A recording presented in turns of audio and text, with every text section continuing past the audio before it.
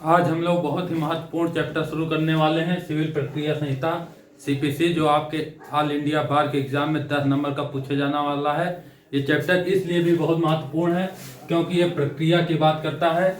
आपके वसीयत, जमीन से जुड़े मामले, किराएदारी से जुड़े मामलों की क्या प्रक्रिया होगी, समन की क्या प्रक्रिया होगी, डिग्री की क्या प्रक्रिया होगी, आप कहाँ पे अपनी शिकायतें कर सकते हैं, वे सारी प्रक्रियाओं की बात सीपीसी में किया जाता है। ये आपके ऑल इंडिया बार के एग्जाम में 10 नंबर का पूछे जाने वाला है। तो हम लोग क्वेश्चनों का सिलसिला शुरू करते हैं। उससे पहले अगर आप हमारे चैनल पर नए हैं तो चैनल को सब्सक्राइब करना ना भूलें, ऑल का बटन दबाएं जिससे आपको सबसे पहले हमारी नोटिफिकेशन मिले।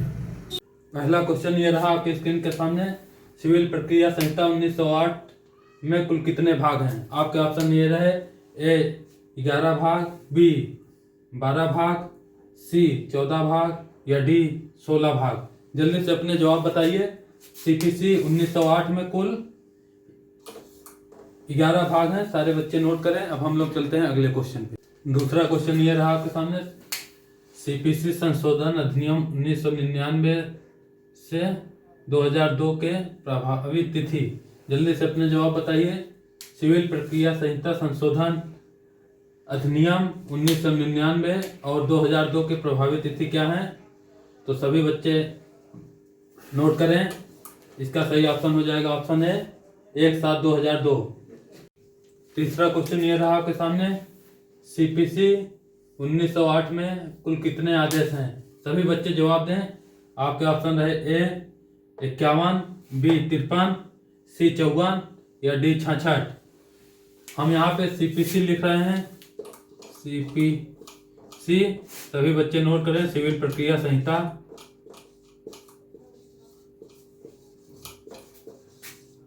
सिविल प्रक्रिया संहिता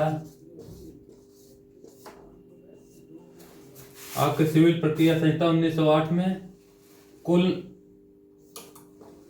51 आदेश हैं। सभी बच्चे नोट करें।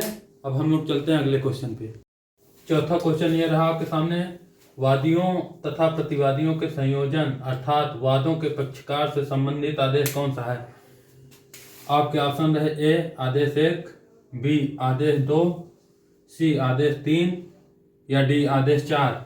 जल्दी से जवाब बताइए। वादों के पक्षकार से संबंधित आदेश कौन सा है? तो इसका सही जवाब हो जाएगा ए आदेश 1। आदेश 1 में वादों के पक्षकार से संबंधित आदेश दिए गए हैं। सभी बच्चे नोट करें। आज हम लोग सिविल प्रक्रिया संहिता की चैप्टर चल रहा है और लगातार हम लोग प्रश्नों का एक सिलसिला रख रहे हैं। बहुत ही महत्वपूर्ण ये प्रश्न रख रहे हैं। ये सारे प्रश्न आपके एग्जाम में पिछले वर्ष आए हुए हैं। हम लोग ये प्रश्नों का लगातार जो सिलसिला रख रहे हैं, आप लोग जुड़े रहिए चैनल के साथ। अब हम लोग चलते हैं अगले क्वेश्चन पे। पांचवा क्वेश्चन ये रहा आपके सामने, सीपीसी सिविल प्रक्रिया संहिता 1908 जम्मू कश्मीर के अलावा और कहां पर लागू नहीं होता? आपके ऑप्शन ये रहे, option A Uttaranchal, option B Nagaland राज्य और जनजाति क्षेत्रों को, बी बिहार, डी झारखंड। जल्दी से अपने जवाब बताइए। 1908 जम्मू कश्मीर के अलावा और कहां पर लागू नहीं होता? तो सभी बच्चे नोट करें। इसका सही ऑप्शन हो जाएगा बी नागालैंड राज्य और जनजाति क्षेत्रों में नहीं होता है लागू। अब हम लोग चलते हैं अगले क्वेश्चन पे। क्वेश्चन ये रहा आपके सामने, सीपीसी 1 जनवरी 1909 को किस धारा के द्वारा लागू की गई? बहुत ही महत्वपूर्ण क्वेश्चन। आपके ऑप्शन रहे, ए धारा 1 की उपधारा 2 में, बी धारा 2 की उपधारा 1, सी 4(3) में या 3 में। जल्दी से अपने जवाब बताइए। सिविल प्रक्रिया संहिता 1 जनवरी 1909 को धारा 1 की उपधारा 2 के द्वारा लागू की गई। सभी बच्चे नोट करें। आपके सही जवाब हो जाएगा ए।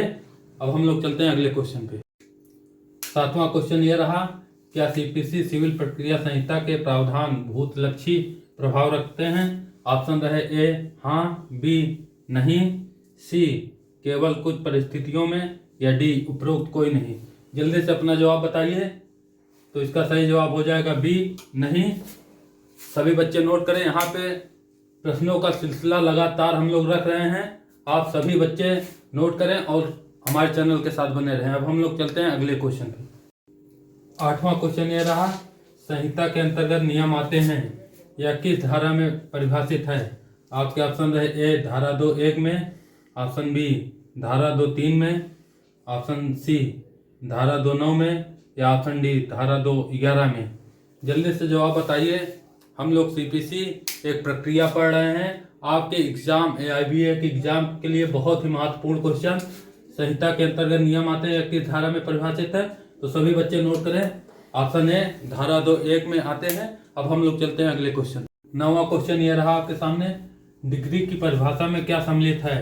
आपके ऑप्शन रहे ए वादपद की नामंजूरी, बी धारा 144 के अंतर्गत किसी प्रश्न की अवधारणाएं, या सी ए और बी दोनों, डी कोई नहीं। जल्दी से इसका जवाब बताइए। हम लोग लगातार आपके सामने AIBA के खास पैटर्न पे तैयार किए हुए प्रश्न रख रहे हैं। डिग्री की परिभाषा में सम्मिलित है तो वादपद की नामंजूरी धारा 144 के अंतर्गत किसी प्रश्न की अवधारणाएं, तो सभी बच्चे नोट करें। सही ऑप्शन हो जाएगा सी ए और बी दोनों। अब हम लोग चलते हैं अगले क्वेश्चन पे। 10वां क्वेश्चन ये रहा आपके सामने, क्या वादपद को लौटाने वाला आदेश डिग्री है?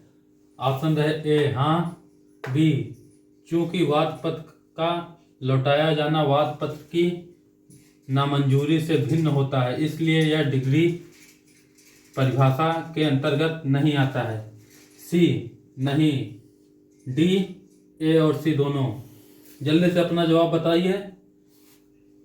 AIBA के एग्जाम में आपके 10 नंबर का सिविल प्रक्रिया संहिता पूछे जाने वाला है।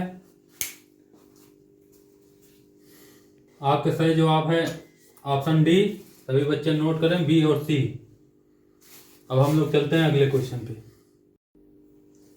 11वां क्वेश्चन ये रहा आपके सामने, संहिता और अधिनियम में अंतर। आपके ऑप्शन ये रहे ए अधिनियम का क्षेत्र संहिता से विस्तृत होता है, बी अधिनियम का क्षेत्र संहिता से विस्तृत नहीं होता, सी ए और बी दोनों, डी उपरोक्त में से कोई नहीं। जल्दी से अपना जवाब बताइए। संहिता और अधिनियम में अंतर, तो इसका सही जवाब हो जाएगा सी ए और बी दोनों। अधिनियम का क्षेत्र संहिता से विस्तृत होता है, अधिनियम का क्षेत्र संहिता से विस्तृत नहीं होता है। सभी बच्चे नोट करें। अब हम लोग चलते हैं अगले क्वेश्चन पे। 12वां क्वेश्चन ये रहा, निर्णीत ऋणी परिभाषित है। ऑप्शन ए धारा 2(10) में, ऑप्शन बी धारा 2(9) में, ऑप्शन सी धारा 2(11) में या ऑप्शन डी धारा 2(8) में। AIBA के एग्जाम के लिए बहुत ही महत्वपूर्ण क्वेश्चन, निर्णीत ऋणी परिभाषित है तो धारा 2(10) में। सभी बच्चे नोट करें। अब हम लोग चलते हैं अगले क्वेश्चन पे। 13वां क्वेश्चन ये रहा, लघुवाद न्यायालय का धन संबंधी क्षेत्राधिकार है। ऑप्शन रहे ए 25,000, ऑप्शन सी 13,000, ऑप्शन सी 5,000 या ऑप्शन डी 2,000। जल्दी से अपना जवाब बताइए। ऑल इंडिया बार के एग्जाम में पूछे जाने वाला क्वेश्चन, तो इसका सही जवाब हो जाएगा ऑप्शन ए 25,000। सभी बच्चे नोट करें। अब हम लोग चलते हैं अगले क्वेश्चन पे। 14वां क्वेश्चन ये रहा आपके सामने, कुसंयोजन और असंयोजन के संबंध में कौन सा आदेश है?